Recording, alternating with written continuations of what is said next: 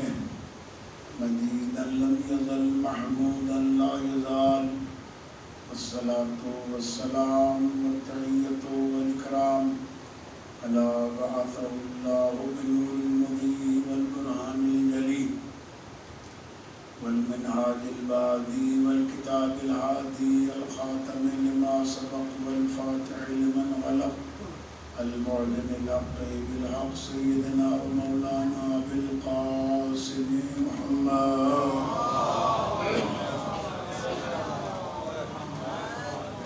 والصلاة والسلام على عترته التي من الأهل المعصومين الذين عذب الله عنهم الرجس وطهرهم تطهيرا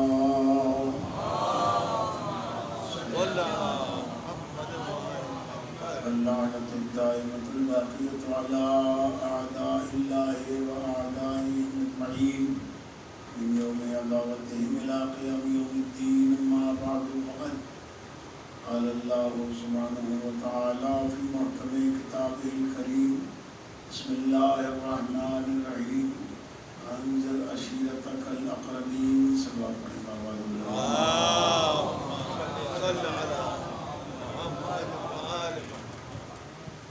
عزیزان گرامی،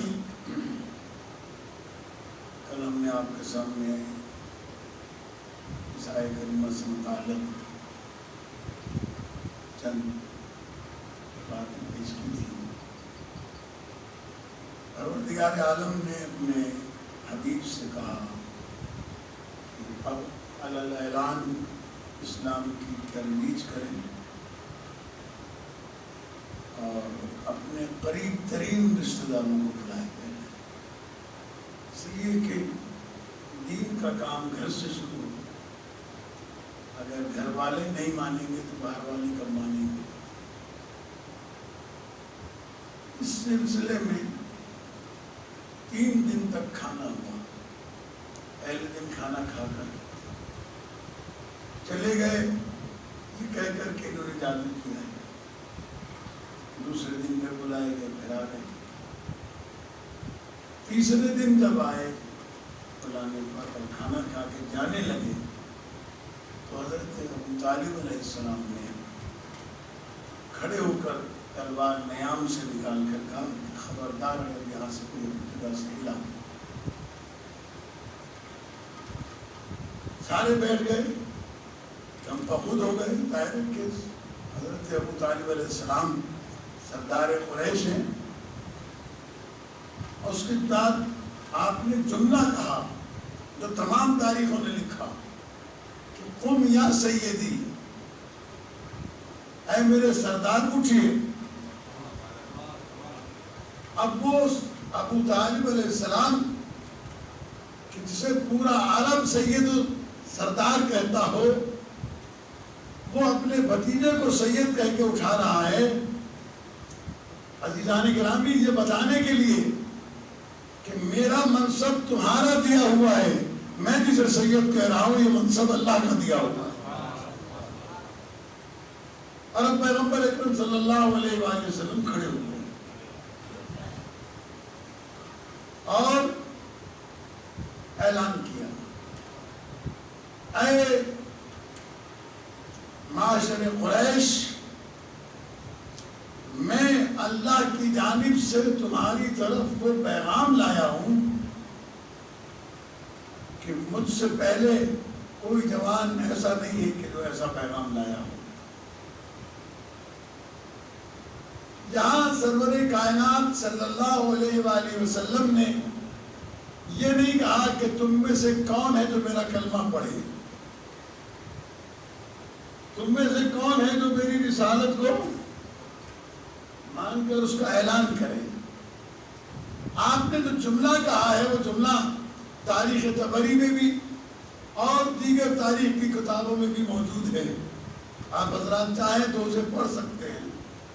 سرکار ختمی مرتبت نے ارشاد فرمایا ایکم یواظرنی علی ھذا الامر، میں جو تمہارے لیے توحید کا پیغام لایا ہوں، اللہ کا پیغام لایا ہوں، تم میں سے کون ہے جو اس بوجھ کو میرے ساتھ اٹھائے اور میرا ہاتھ بٹائے. لفظوں پر غور کیجیے گا. سب سے بڑا مسئلہ یہی ہے دنیا میں کہ لفظوں کی ہیر پھیر سے دھوکہ دیا جاتا ہے لوگوں کو. دعوت ذوالعشیرہ میں پیغمبر اکرم صلی اللہ علیہ وآلہ وسلم نے یہ نہیں کہا کہ تم میرے اوپر ایمان لاؤ. یہ فرمایا کہ تم میں سے کون ہے جو پیغام توحید میں لے کے آیا ہوں. اس پیغام توحید میں کون ہے جو تم میں سے میرا بوجھ بٹائے. یہ آپ کہتے ہیں وزیر کا لفظ، وزیر کا معنی ہی عربی زبان میں یہ ہے کہ کسی کے بوجھ کو اٹھوا کر مطلب اس کے ساتھ دینا تاکہ وہ بوجھ کم ہو جائے. اسی کو سورہ مبارکہ 30ویں سپارے کے سورہ کے اندر اللہ تبارک و تعالیٰ نے ارشاد فرمایا کہ جو پیغمبر اکرم صلی اللہ علیہ وآلہ وسلم نے فرمایا کہ اے اللہ تو مجھے ایسا مددگار دے کہ وہ بوجھ جو میری کمر پر ہے یہ ہلکا ہو جائے. تو اللہ تبارک و تعالیٰ نے ارشاد فرمایا کہ ہم نے تجھے دیکھا کہ تو کمر ٹوٹی جا رہی ہے بوجھ سے تو ہم نے تیرا بوجھ بٹایا. الذی انقض ظہرک، جو تیری کمر توڑے دے رہا تھا ہم نے تجھے وزیر دیا. یہ جملے یاد رکھیے گا. اب اس کے بعد کے جو جملے تاریخ میں لکھے ہیں وہ تاریخ کے جملے یہ ہیں جو حدیث مبارکہ رسول اکرم صلی اللہ علیہ وآلہ وسلم ہیں کہ علی علیہ السلام نے کھڑے ہو کر کہا کہ انا یا رسول اللہ، یعنی یہ رسول اللہ کا لفظ علی علیہ السلام نے پہلی مرتبہ اپنی زبان سے جاری کیا، جبکہ کوئی اللہ کا رسول کہنے والا نہیں تھا. اس وقت یا رسول اللہ کہہ کے انا یا رسول اللہ، اے اللہ کے رسول میں ہوں. آپ نے فرمایا بیٹھ جاؤ. علی علیہ السلام بیٹھ گئے. پھر دوبارہ پیغمبر نے فرمایا ایکم یعاذرنی علی ھذا الامر، کون ہے تم میں سے جو اس امر میں میری مدد کرے. پھر علی علیہ السلام کھڑے ہوئے اور علی علیہ السلام کے علاوہ کوئی نہیں کھڑا ہوا. پھر تیسری مرتبہ پیغمبر اکرم صلی اللہ علیہ وآلہ وسلم نے کہا کہ کون ہے جو اس امر میں میری مدد کرے. کوئی کھڑا نہیں ہوا. کھڑے ہوئے تو علی علیہ السلام اب کی دفعہ پیغمبر نے بٹھایا نہیں. تاریخ میں لکھا کہ علی علیہ السلام کو قریب بلا کر سینے سے لگایا. وہ جو کہہ رہے تھے نا کہ انا یا رسول اللہ، یعنی لا الہ الا اللہ محمد الرسول اللہ کا کلمہ پہلی مرتبہ اگر کسی نے پڑھا ہے تو اس کا نام علی بن ابی طالب ہے.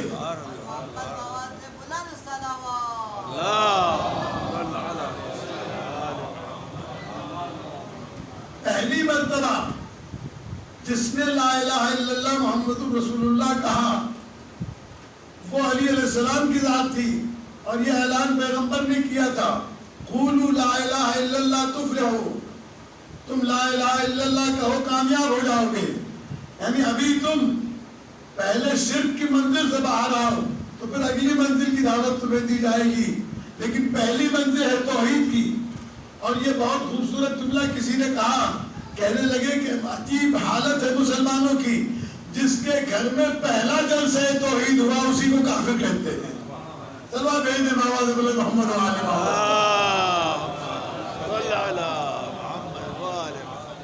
پہلا جلسہ توحید، پہلا جلسہ علی علیہ السلام کے بابا نے اپنے گھر منعقد کیا. کعبہ موجود تھا، مسجد الحرام موجود تھی، لیکن علی علیہ السلام کے گھر میں اللہ نے پہلا جلسہ توحید کرا کر یہ بتایا کہ میرے گھر سے کم عزت والا گھر نہیں ہے وہ جہاں پہلے میرا نام لیا گیا ہے. اس گھر کو مسجد کا درجہ دیا گیا. اور عزیزان گرامی، اب پیغمبر نے سینے سے لگا کے علی علیہ السلام کو کیا کہا وہ بھی کمال کا پیغمبر اکرم صلی اللہ علیہ وآلہ وسلم کا بیان ہے. آپ ارشاد فرماتے یا علی انت اخی و وصی و خلیفتی من بعدی، اے علی آج سے ذوالعشیرہ میں آج سے تو میرا بھائی بھی ہے، میرا خلیفہ بھی ہے، میرا جانشین بھی ہے، میرا ولی بھی ہے.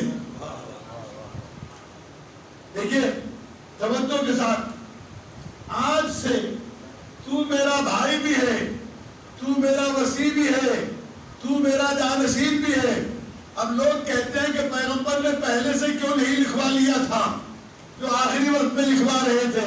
عزیزان گرامی، پیغمبر نے کوئی بھی طریقہ اور کوئی بھی کوشاں اور کوئی بھی زاویہ فروغ گزاشت نہیں کیا جس میں اللہ کے رسول نے بحکم پروردگار علی علیہ السلام کی ولایت کا اعلان نہ کیا ہو. یہ پہلا موقع تھا جہاں مولائے کائنات کی ولایت کا اعلان ہوا، خلافت کا اعلان ہوا، وصایت کا اعلان ہوا. لوگوں نے فہرستیں بنانا شروع کر دی کہ خواتین میں فلاں، مردوں میں فلاں اور بچوں میں فلاں. عزیزان گرامی، یہ ایمان لانے والے نہیں ہیں، یہ ایمان کے محافظ بن کر آئے تھے. انہیں ایمان لانے کی ضرورت نہیں. خدا نے جسے اپنے گھر میں ولادت کا شرف بخشا ہو وہ پہلی مرتبہ کلمہ نہیں پڑھتا. اس نے تو آغوش رسالت میں اس وقت قرآن پڑھا کہ جب ابھی پیغمبر پر قرآن نازل ہی نہیں ہوا تھا. یہ بات سمجھانے والی. اس لیے ہمارے یہاں آج کل بڑا مسئلہ بنا ہوا ہے کہ جو فضائل پڑھتا ہے اسے غالی کا خطاب دیا جاتا ہے. حالانکہ نہ بیچارہ غالی کہنے والے کو پتا کہ غالی کسے کہتے ہیں، نہ مقصر کہنے والے کو پتا مقصر کسے کہتے ہیں. لیکن بہرحال سنی سنائی پہ تو میں عرض یہ کرنا چاہ رہا ہوں کہ مولا کائنات کے بارے میں یہ بات تاریخوں نے واضح طور پر لکھی کہ جب تیسرے دن پیغمبر اکرم صلی اللہ علیہ وآلہ وسلم علی علیہ السلام کو لینے کے لیے جناب ابو طالب علیہ السلام کے ساتھ خانہ کعبہ میں آئے اور ہاتھوں کے اوپر لے کے بھائی کا منہ چوما تو جناب امیر علیہ السلام نے آنکھیں کھول دی. امیر علیہ السلام نے ارشاد فرمایا، نبی نے ایک تاریخ یہ لکھتی ہے کہ پیغمبر نے ارشاد فرمایا، یا علی کچھ سناؤ. اور تاریخ یہ کہتی ہے کہ مولا کائنات نے پیغمبر کا چہرہ دیکھتے ہی کہا کہ یا رسول اللہ اگر اجازت ہو تو آپ کو توریت سناؤں، زبور سناؤں، انجیل سناؤں یا قرآن سناؤں. اور پیغمبر اکرم نے فرمایا قرآن سناؤ. اس کا مطلب یہ ہے کہ قرآن کے بارے میں آنے والا بھی جانتا تھا، جس کی گود میں ہے وہ بھی جانتا تھا. ان مسائل کو روزانہ ڈسکس ہونا چاہیے. ہمارے بچوں کو پتہ چلنا چاہیے کہ ہم جسے نبی مانتے ہیں وہ پیدائشی نبی ہوتا ہے. ہم 40 سال بعد والے کو نبی نہیں مانتے. دنیا میں آگے تو کلمہ پڑھے ہم اسے ولی نہیں مانتے. ہمارا ولی وہ ہے جو آتے ساتھ ہی کلمہ لے کے آتا ہے. اب اس پر اعتراضات ہیں، سوالات ہیں کہ 3 دن کا بچہ آغوش رسالت میں کیسے بول سکتا ہے. تو یہ اعتراض کرنے والے وہ لوگ ہیں جو صبح شام قرآن مجید کا رٹا لگاتے ہیں. انہیں یہ نہیں پتا کہ کتنے بچے ہیں جو گود میں بولے ہیں. جناب موسیٰ کی گواہی دینے والا بچہ جناب عیسیٰ علیہ السلام ماں کی آغوش میں بولے. جناب عیسیٰ علیہ السلام نے آتے ساتھ ہی رسالت کا اعلان بھی کیا. تو عزیزان گرامی مجھے اس موضوع کی طرف نہیں جانا، صرف آپ کی خدمت میں، اپنے بچوں کی خدمت میں یہ بات عرض کرنا ہے کہ مولا کائنات نے آ کر سب سے پہلے قرآن پڑھا یہ بتانے کے لیے کہ قرآن بعد میں جو آئے گا وہ تنزیل ہوگی. وہ بتایا جائے گا کہ کون سی آیت پڑھی جائے، کون سی آیت پڑھی جائے. ہم قرآن پڑھ کے آئے ہیں اور اس کے لیے سورہ مبارکہ رحمان کی پہلی آیت گواہ ہے جہاں پروردگار عالم ارشاد فرماتا ہے الرحمن علم القرآن خلق الانسان علمہ البیان. رحمان ہے وہ ذات جس نے انسان کو قرآن کی تعلیم دی پھر اسے پیدا کیا. اب یہاں جملوں میں ہیر پھیر نہیں ہے کہ کوئی جملہ آگے پیچھے ہو گیا ہو. خلقت سے پہلے قرآن پڑھنے والے اور ہیں، خلقت کے بعد قرآن مجید پڑھنے والے اور ہیں. چلو بھیجے بابا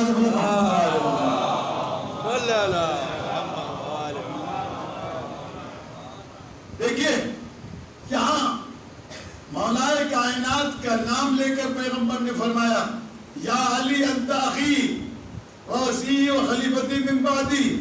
اور اس کے بعد جو جملہ کہا وہ بہت زیادہ لوگوں کو کھلا.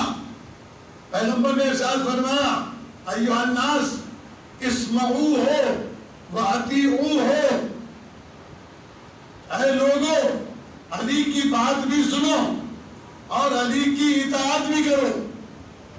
جس پر مکے کے بوڑھوں نے ابو طالب علیہ السلام کو دیکھ کر تانا دیا، لو اور کرو خدمت بھتیجے کی کہ اب تمہاری گردن پر تمہارے بیٹے کی اطاعت واجب کیا جا رہا ہے۔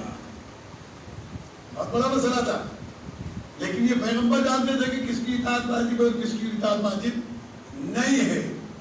یہ اعلان کے بعد لوگ جب باہر نکلنے لگے تو سرور کائنات اور ابو طالب علیہ السلام نے امیر علیہ السلام سے ارشاد فرمایا کہ جاؤ اور مہمانوں کو خدا حافظ کہو، رخصت کرو۔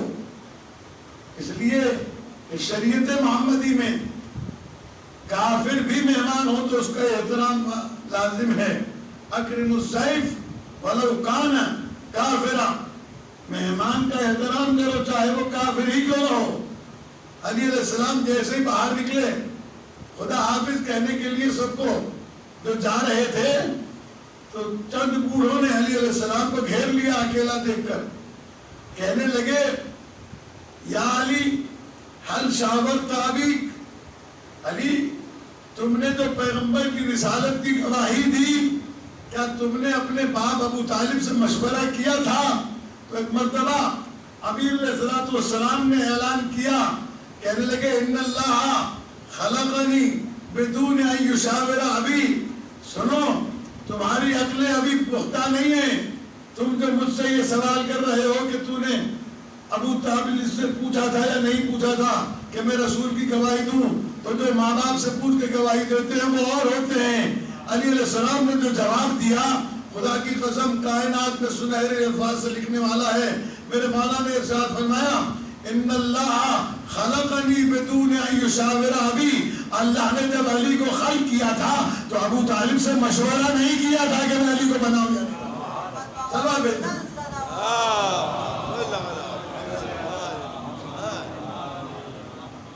یہ سب سے اہم مسئلہ ہے۔ اسلام کی بنیاد عقیدے پر ہے۔ یہ پہلے دن عقیدے کی بنیاد رکھی گئی، لا الہ الا اللہ محمد الرسول اللہ علی ولی اللہ وبصیر رسول اللہ وخلیفۃ بلا فضل۔ یہ دعوت ذو العشیرہ میں کلمہ رکھا گیا۔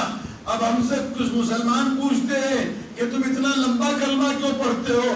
ہم تو نہیں پوچھتے، لیکن جب وہ پوچھتے ہیں کہ تم اتنا لمبا کلمہ کیوں پڑھتے ہو تو پھر ہمارا حق بنتا ہے کہ ہم یہ پوچھیں کہ تم اتنا چھوٹا کلمہ کیوں پڑھتے ہو۔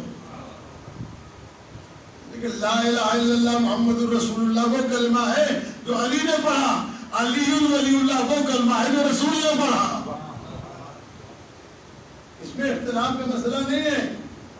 یہ بتانا چاہیے اپنے بچوں کو کہ ہم اس دن سے علی کی ولایت کے قائل ہیں جس دن پیغمبر کی رسالت کا پہلے دن اعلان ہوا، اور اب جب رسالت کا اعلان عام ہو گیا، آپ دیکھیں کتنا اہتمام ہے کہ جناب ابو ذر غفاری کے حوالے سے روایت موجود ہے کہ ابو ذر علیہ السلام نے اپنے علاقے میں سنا کہ کسی نے اللہ کی وحدانیت کا اعلان کیا ہے، کسی نے رسالت کا اعلان کیا ہے، تو مکے آئے۔ مکے آئے تو جناب رسول خدا کی تلاش تھی، خانہ کعبہ کے قریب بیٹھے ہوئے چند افراد سے جناب ابو ذر نے پوچھا کہ کیا آپ کسی محمد کو جانتے ہیں جو رسول اللہ ہیں، جنہوں نے رسالت کا اعلان کیا ہے؟ بوڑھوں نے کہا جانتے ہیں، کہا مجھے ان سے ملنا ہے۔ تو دور سے جناب ابو طالب علیہ السلام جا رہے تھے، ایک مرتبہ جناب ابو طالب کو دیکھ کر کہا کہ یہ جو بوڑھا جا رہا ہے وہ اس کا بھتیجا ہے، اگر تم ان سے ملنا چاہتے ہو تو ان سے مل لو۔ جناب ابو طالب علیہ السلام کے پاس گئے، جناب ابو ذر کہنے لگے کہ مجھے محمد رسول اللہ سے ملنا ہے۔ کہا اس سے ملنے کے لیے ایک شرط ہے۔ کہا کیا؟ کہا پہلے تمہیں کلمہ پڑھنا پڑے گا، پہلے تمہیں کلمہ پڑھنا پڑے گا۔ عزیزان گرامی ابو طالب علیہ السلام نے کلمہ پڑھوایا۔ اگر ابو طالب کو کلمہ نہ آتا ہوتا تو کیسے پڑھواتے؟ روایات کے اندر موجود ہے۔ اس کو بہت سارے علماء نے لکھا، مفسرین نے لکھا، مؤرخین نے لکھا. ہمارے بہت ہی اچھے اس وقت دوست ہیں لاہور میں جناب ڈاکٹر صداقت علی فریدی، جنہوں نے 11 جلدوں میں حضرت ابو طالب علیہ السلام پر کتاب لکھی ہے. اہل سنت سے تعلق رکھتے ہیں. یہ شیعہ سنی کا مسئلہ نہیں ہے کہ کوئی آدمی یہ کہے کہ جناب یہ شیعوں کا مسئلہ ہے اور یہ سنیوں کا مسئلہ ہے. نہیں، ہم جناب ابو طالب علیہ السلام کا دفاع کرتے ہیں، یہ کہہ کے نہیں کہ وہ ایمان لائے تھے. ہم یہ کہہ کے دفاع کرتے ہیں کہ وہ پہلے ہی سے مومن تھے. یہ جو ایک ہوا پھیلائی جاتی ہے کہ ایمان نہیں لائے تھے، ایمان نہیں لائے تھے، اللہ گواہ ہے اگر مسلمان صحیح معنوں میں قرآن مجید کو پڑھ کر سمجھتے اور سمجھنے کی کوشش کرتے تو کبھی جناب ابو طالب علیہ السلام کے ایمان پر شک نہ کرتے. جناب ابو طالب علیہ السلام کے ایمان کے لیے قرآن مجید کی بہت ساری آیتیں گواہ ہے. میں نے کل جیسے کہ عرض کیا تھا وَوَجَدَكَ ضَالًّا فَهَدَىٰ، اور خدا نہ خواستہ جو مسلمان ترجمہ کرتے ہیں وہ یہ کہ اور ہم نے تجھے گمراہ پایا تو ہم نے تیری ہدایت کی. یہاں یہ ترجمہ نہیں ہے، ترجمہ یہ ہے کہ اور ہم نے تجھے گمنام پایا تو ہم نے تجھے پہچان عطا کی. یہ ابو طالب علیہ السلام کا گھر تھا جہاں ابو طالب علیہ السلام نے مجمع بلا کے پہچانوایا کہ یہ اللہ کے رسول ہے. یہ ترجمہ مسلمانوں نے غلط کیا ہی اس لیے کہ اگر صحیح ترجمہ کرتے کہ تو گمنام تھا ہم نے تجھے پہچان دی تو پھر ابو طالب کا تذکرہ کرنا پڑتا. لیکن چونکہ دشمنی ابو طالب سے ہے اس لیے جناب ابو طالب علیہ السلام کا نام چھپانے کے لیے یہ الزام پیغمبر اکرم صلی اللہ علیہ وآلہ وسلم کے چچا پر لگایا گیا کہ انہوں نے کلمہ نہیں پڑھا تھا. اور عزیزان گرامی اس روایت کو بھی اچھی طریقے سے سمجھیے کہ جناب ابو طالب کا انتقال ہوا ہے مکے میں ہجرت سے 1 سال پہلے، اور جو روایت کر رہا ہے کہ ابو طالب علیہ السلام نے کلمہ نہیں پڑھا تھا وہ ہجرت کے 9ویں سال میں مسلمان ہوا ہے. یعنی تقریباً 10 سال کے بعد جناب ابو طالب کی وفات کے اس سے روایت ہے کہ پیغمبر نے کہا چچا کلمہ پڑھ لیجیے تو انہوں نے کہا کہ بڑھاپے میں کیا کلمہ پڑھوں گا. یہ باتیں تھوڑی سی دشوار ہیں لیکن یہ عقیدے کی بنیاد ہے، اس لیے کہ اسلام میں پہلا مرحلہ عقیدے کا ہے، دوسرا مرحلہ عمل کا ہے. اگر عقیدہ کمزور ہو جائے تو عمل کسی بھی کام کا نہیں ہے. وہ حدیث آپ کے سامنے ہے، سنتے رہتے ہیں آپ، پڑھتے رہتے ہیں کہ پیغمبر نے فرمایا کہ اگر کسی شخص کو 2500 سال حضرت نوح والی عمر ملے، ساری زندگی پاکیزہ حج کے لیے جائے اور اتنی نمازیں پڑھے کہ کمر جھک جائے، اتنے روزے رکھے کہ پیٹ کمر کو لگ جائے، سونا اور چاندی اللہ کی راہ میں خیرات کرے اتنا جتنا کوہ احد جبل صفا و مروہ کے برابر، گناہوں سے ایسے معصوم ایسے پاک رہے جیسے معصوم، اور خانہ کعبہ کا طواف کرتے ہوئے مظلومیت کی حالت میں مارا جائے تو پیغمبر فرماتے ہیں اے علی اگر تیری محبت اس کے دل میں نہیں ہے تو جنت کی خوشبو بھی نہیں سونگھ سکتا ہے. صلوات بھیجیں محمد محمد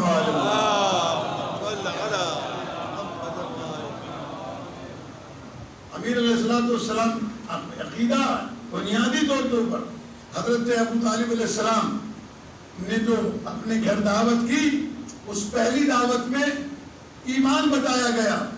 اور قرآن مجید کی جتنی آیتیں آپ پڑھیں گے ماشاءاللہ بہت سارے لوگ قرآن پڑھتے ہیں، اکثر و بیشتر میرے ساتھ موبائل پر ڈسکس رہتی ہے. آج بھی ہمارے دوست مجھ سے کہہ رہے تھے ریٹائرڈ لائف میں قرآن پڑھ رہے ہیں تو یہ آیت میری سمجھ میں نہیں آ رہی، یہ تفسیر سمجھ میں نہیں آ رہی. تو اکثر و بیشتر مجھ سے اس قسم کے سوالات ہوتے رہتے ہیں. آپ قرآن پڑھ کے دیکھیے ترجمے کے بغیر، ایک دفعہ پورے قرآن کی برگردانی کر کے دیکھیں کہ اللہ تبارک و تعالیٰ نے پہلے ایمان کا تذکرہ کیا ہے پھر عمل صالح کا تذکرہ کیا ہے. یہ کوئی اللہ تعالیٰ سے علیہ باللہ غلطی نہیں ہوئی تھی. جس کا ایمان مضبوط ہوگا، جس کا عقیدہ مضبوط ہوگا، اس کا تھوڑا سا عمل بھی بہت زیادہ قیمت وصول کر سکتا ہے، لیکن جس کا عقیدہ صحیح نہیں. آپ حضرات سنتے رہتے ہیں، پڑھا بھی ہوگا، سنا بھی ہوگا کہ علی علیہ السلام جا رہے تھے مسجد کوفہ کی طرف. آپ کے ساتھ آپ کے 3-4 ساتھی تھے. کہنے لگے کہ امیر علیہ السلام نے دیکھا ایک آدمی گم ہو گیا اس میں سے. مسجد پہنچے، کہا یہ کہاں چلا گیا؟ مولا وہ فلاں قرآن پڑھ رہا تھا، وہاں ٹھہر گیا قرآن سننے کے لیے. علی علیہ السلام نے فرمایا وہ جو قرآن پڑھ رہا تھا وہ منافق ہے، اس کے دل میں میرا بغض ہے، اور جس کے دل میں میرا بغض ہو اسے قرآن پڑھنا فائدہ نہیں دیتا ہے. بات سمجھ میں آ رہی؟ جو میرا بغض دل میں رکھتا ہو اسے قرآن مجید پڑھنا فائدہ نہیں دے گا. اور عزیزان گرامی، معذرت کے ساتھ ایک جملہ آپ کے سامنے عرض کرتا ہوں، اگر کسی کا عمل کمزور ہو جائے تو مرنے کے بعد بھی اس عمل کی اصلاح کرائی جا سکتی ہے، لیکن اگر کوئی عقیدے سے خراب ہو کے مر جائے، مرنے کے بعد اس کی کوئی اصلاح نہیں ہو سکتی، اس کی کوئی مغفرت نہیں ہے جس کا عقیدہ خراب ہو. لہذا سب سے پہلے ایمان پر زور دیا جائے، ایمان کے اوپر زور دیا جائے اور اپنے عقیدے کو مضبوط کیا جائے. اور سورہ والعصر جو ہے وہ واضح طور کے اوپر اس کے لیے بسم اللہ الرحمن الرحیم والعصر ان الانسان لفی خسر الا الذین آمنوا وعملوا الصالحات وتواصوا بالحق وتواصوا بالصبر. قسم ہے زمانے کی کہ تمام انسانیت خسارے میں ہے، مگر وہ خسارے میں نہیں ہے کہ جس کے پاس ایمان ہے اور عمل صالح ہے. یا کا لفظ نہیں. آپ کہتے ہیں نا کہ بھئی یا یہ لے آنا یا یہ لے آنا، چوائس ہے آپ کے پاس، یا چوائس نہیں ہے، یا کسی قسم کی بھی آپ کے پاس گنجائش نہیں ہے. پہلے ایمان لاؤ، اس کے بعد عمل صالح کرو. اور اس کے لیے اگر تھوڑی سی آپ زحمت کریں گے تو میں کوشش کروں گا مثال دے کر اپنے جوانوں کو بتانے کے لیے، کیونکہ فی زمانہ سب سے بڑا مسئلہ ایمان کا ہے. لوگ ایمان فروشی پر اترے ہوئے ہیں، دین فروشی پر اترے ہوئے ہیں.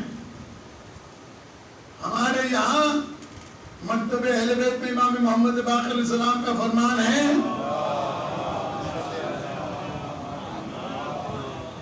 کہ اگر کسی کے دل میں ہمارے کسی دشمن کی محبت مچھر کے پر پہ لگی ہوئی پانی کے قطرے کے برابر بھی ہوگی تو وہ بھی نہیں بخشا جائے گا، اور جو اسے مومن سمجھے گا وہ بھی نہیں بخشا جائے گا. اب تو صورتحال یہاں تک آ چکی کہ قاتلان آل محمد کا دفاع کیا جا رہا ہے ہمارے ممبروں سے.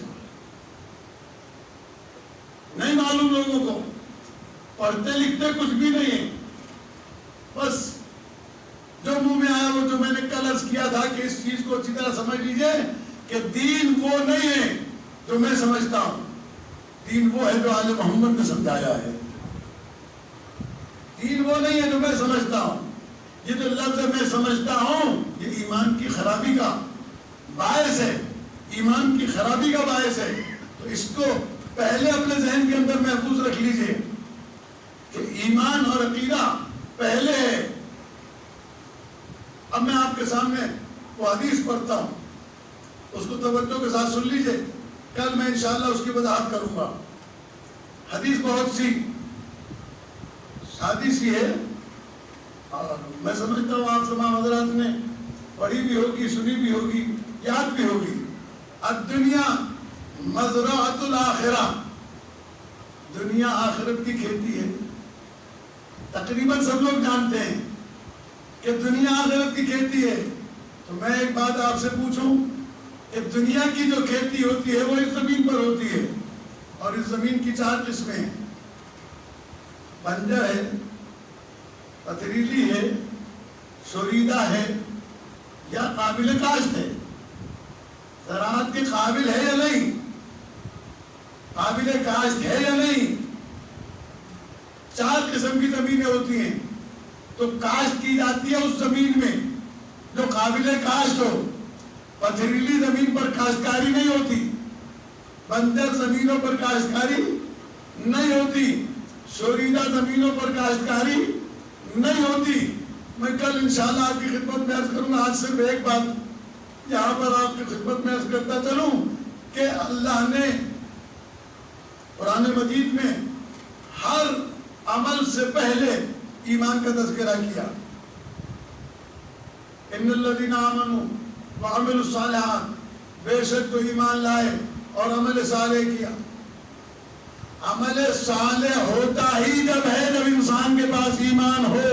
اگر ایمان صحیح نہ ہو تو عمل صالح نہیں ہوتا. قرآن مجید کے اندر آیات پڑھیں اور پھر ایک ایک آیت ایک مکمل ہدایت ہے. اللہ تبارک و تعالیٰ نے نماز کے لیے کتنی مرتبہ حکم دیا؟ 300 سے زیادہ مرتبہ اللہ نے نماز کا حکم دیا قرآن مجید میں. نماز پڑھو, نماز پڑھو, نماز پڑھو. مختلف زاویوں سے نماز کی تاکید کی گئی ہے قرآن مجید میں. یا ایھا الذین آمنوا اقیموا الصلاۃ, اے وہ لوگوں جو ایمان لائے ہو نماز پڑھو. اقیموا الصلاۃ ولا تکونوا من المشرکین, نماز پڑھو اور مشرکوں میں سے نہ بنو. نماز مومن پر کتاب موقوتہ وقت کے ساتھ واجب کر دی گئی ہے. پیغمبر اکرم صلی اللہ علیہ وآلہ وسلم کی 1000 حدیثیں ہیں نماز کے سلسلے میں. الصلاۃ عمود الدین, نماز دین کا ستون ہے. ان قبلت قبل ما سواہا, ان ردت رد ما سواہا. اگر یہ قبول ہو جائے تو سارے عمل قبول ہوں گے, اگر یہ رد ہو جائے تو سارے عمل رد ہو جائیں گے. عزیزان گرامی, پیغمبر علیہ السلام علیہ السلام کا فرمان نہج البلاغہ میں علیہ السلام ارشاد فرماتے ہیں الصلاۃ قرۃ اعیننا, نماز ہمارے محمد کی آنکھوں کی ٹھنڈک ہے. اتنی تاکید ہے قیامت کے دن جب اللہ تبارک و تعالیٰ اہل جہنم سے جھانک کر مومنین پوچھیں گے کہ تم جہنم میں کیوں آئے, تو کہیں گے لم نکن من المصلین, ہم نماز گزاروں میں سے نہیں تھے. بڑی اہمیت کی عبادت ہے, اس میں کوئی تو رائے نہیں. نماز کا انکار کرنے والا دین اسلام سے خارج کافر ہے وہ انسان کے جو نماز کا انکار کر دے. لیکن اس کے باوجود کہ جہاں پروردگار عالم نے اتنی ساری تاکیدیں کی ہیں, اگر میں ساری آیتیں پڑھوں تو یہ 5 تو کیا 10 بھی کم پڑ جائے گا. میں تو صرف آپ کو نمونے کے طور پر آیتیں سنائیے. اب اس کے مقابلے میں آگے دوسری آیت سنیے جہاں پروردگار عالم فرماتا ویل للمصلین, اور ہلاکت ہو, تباہی ہو. ویل کے مطلب بربادی ہو, تباہی ہو. کس کے لیے؟ للمصلین, ان کے لیے جو نماز پڑھتے ہیں. الذین هم عن صلاتهم ساہون, یہ نماز تو پڑھتے ہیں لیکن نماز سے غافل ہیں. یہ نماز تو پڑھتے ہیں لیکن نماز سے غافل ہیں. آپ جا کر تفاسیر اٹھا کے دیکھیے. امام محمد باقر علیہ السلام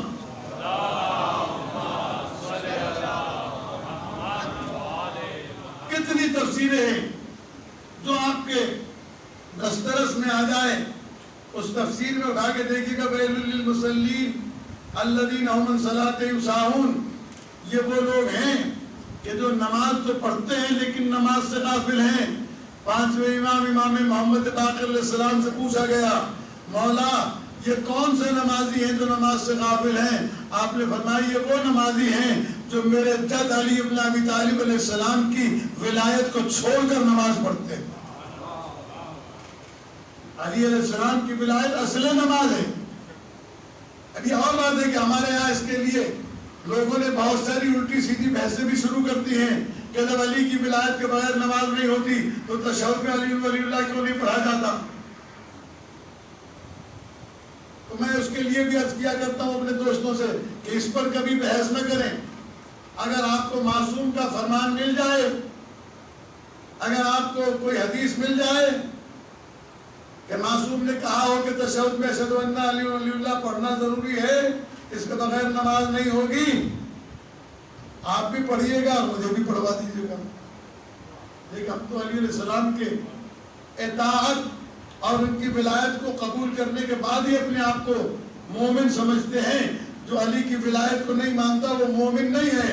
پیغمبر اکرم نے فرمایا یا علی لا یحبک الا مومن ولا یبغضک الا منافق. اے علی تجھ سے محبت نہیں کرے گا مگر وہ جو مومن ہوگا, تجھ سے عداوت نہیں رکھے گا مگر وہ جو منافق ہوگا.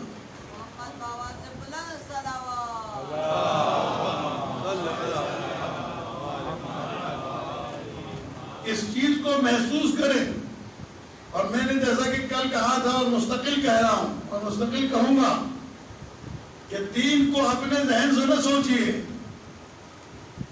دین کو آل محمد سے لیجیے.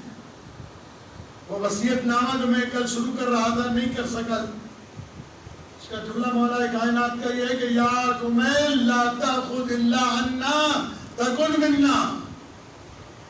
ایک اور مقام پر بھی پیغمبر اکرم صلی اللہ علیہ وآلہ وسلم کی حدیث ہے کہ دین اس کے پاس نہیں ہے جو ہمارے غیروں سے لیتا ہے, دین اس کے پاس ہے جو ہمارے محمد سے لیتا ہے, ہمارے محدثین سے لیتا ہے. آپ اس پر بحث نہ کریں.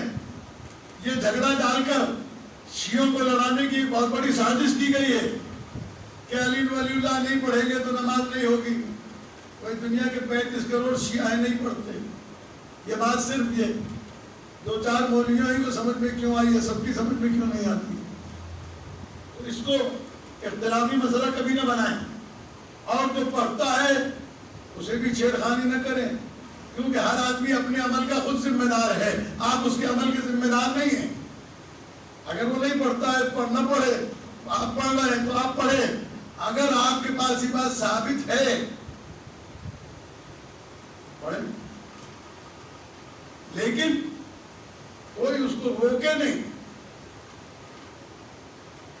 سمجھنا چاہتا ہے سمجھ لے, اس لیے کہ نماز وہ عمل ہے کہ جسے پیغمبر سے لے کر آج تک مستقل پڑھی گئی ہے, اس میں گیپ نہیں ہے, کہیں پر بھی گیپ نہیں ہے.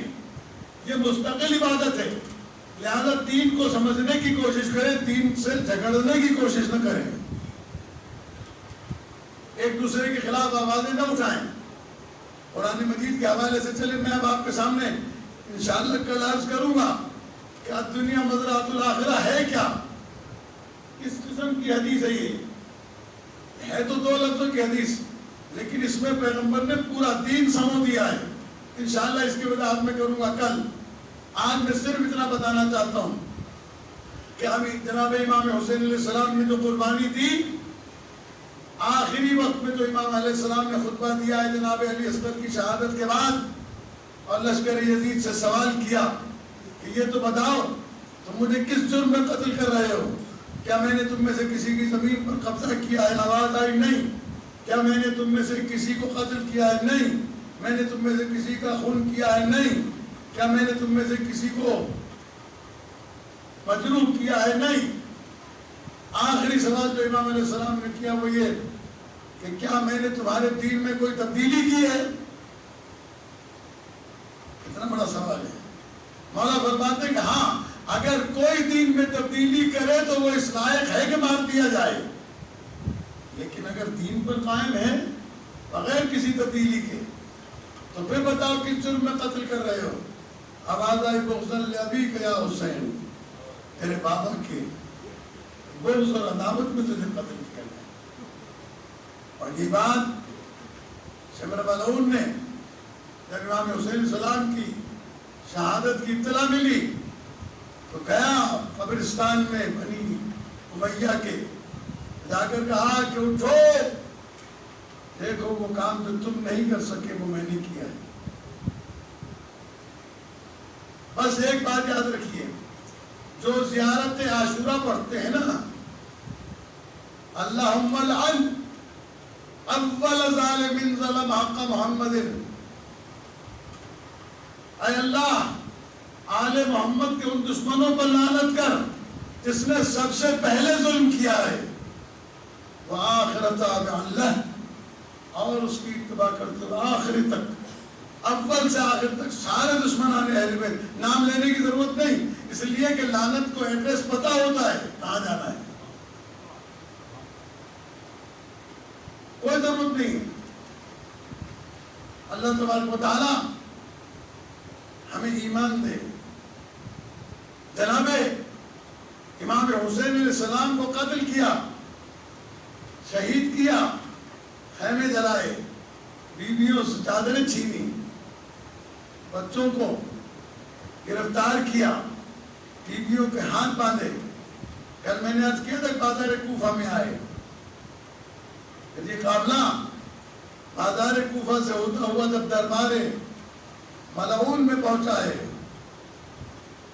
مرتبہ ابن زیاد ملعون امام سجاد علیہ السلام سے خطاب کر کے کہتا ہے بتاؤ تمہارا نام کیا ہے؟ امام نے فرمایا انا علی ابن الحسین، میں حسین کا بیٹا علی ہوں۔ کہنے لگا لیکن کربلا میں علی قتل نہیں ہوا تمہارا بھائی؟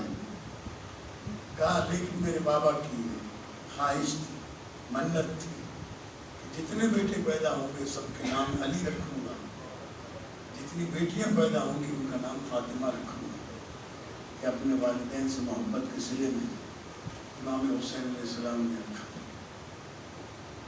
اس کے بعد وہ ظالم جناب سیدہ زینب کبریٰ سلام اللہ علیہ سے مخاطب ہوا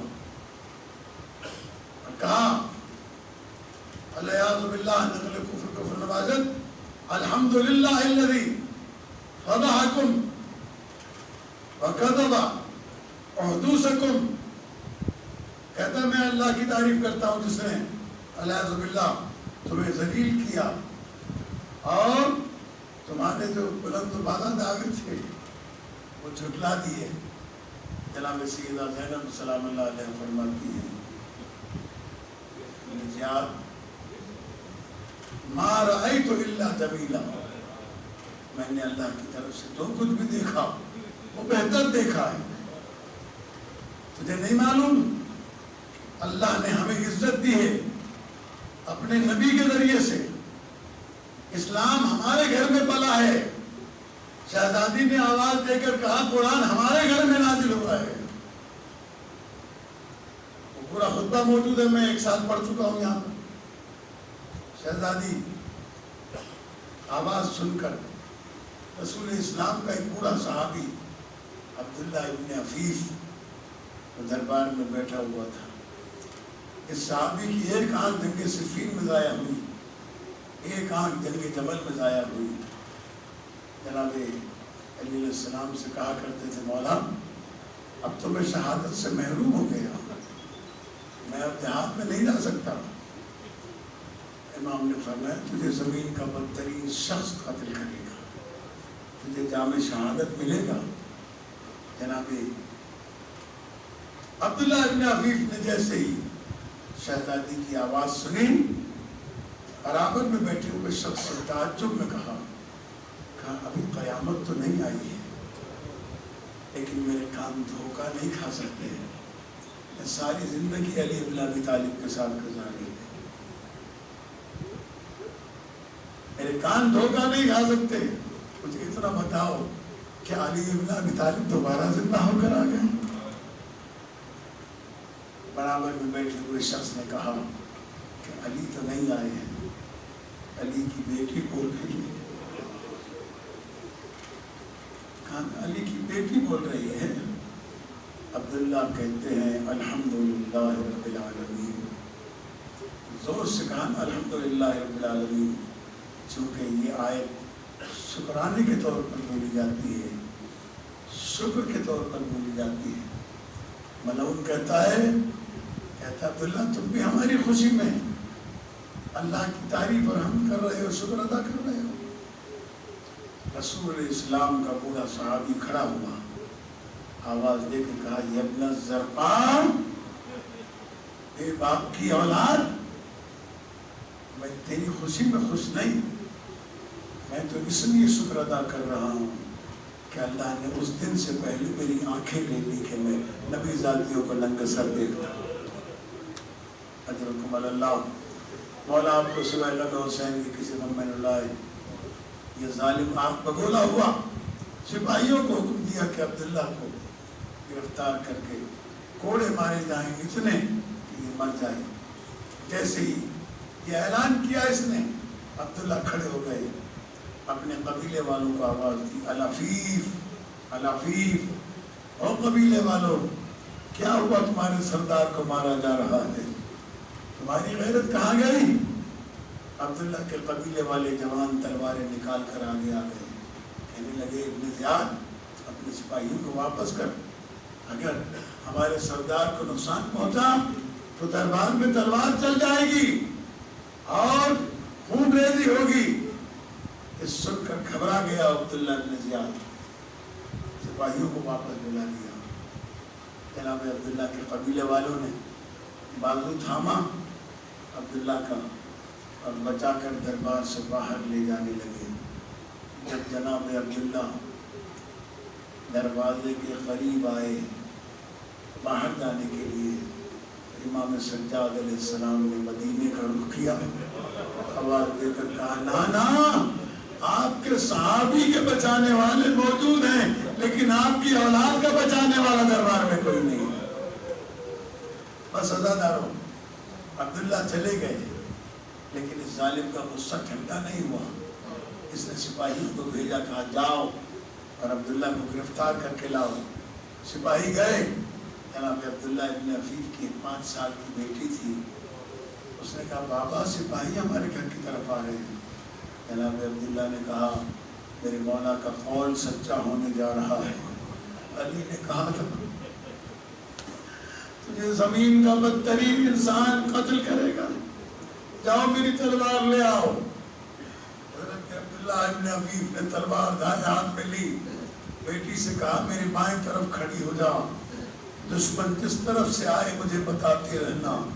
عزادارو، جناب عبداللہ کی بیٹی نے بتایا بابا اب دشمن دائیں جانب سے آ رہا ہے، اب دشمن بائیں جانب سے آ رہا ہے۔ لیکن یہ بوڑھا سپاہی زیادہ دیر جنگ نہ کر سکا، زمین پر گرے، فوج اٹھا کر لے گئی۔ بس جیسے ہی عبداللہ گھر سے گئے، بس یہ مجلس کے آخری جملے ہیں، آپ نے گریہ کیا اللہ تعالیٰ آپ کو سوائے غم حسین کے کسی غم میں نہ رلائے۔ عزادارو، ادھر سے عبداللہ گئے، ادھر سے عبداللہ کے قبیلے کی عورتیں آئیں، اس بچی کو گود میں لے کر پیار کیا، کہنے لگی کہ گھبرانا نہیں، اگر تیرا باپ مارا گیا تو ہم تیری پرورش کریں گے، ہم کہیں گے عبداللہ کی بیٹیوں، عبداللہ کے قبیلے کی خواتین ذرا آؤ، حسین کی بیٹی بابا کو بلا رہی ہے، کوئی تماچے مارتا ہے، کوئی گھڑکتا ہے، کوئی تازیانے نہیں۔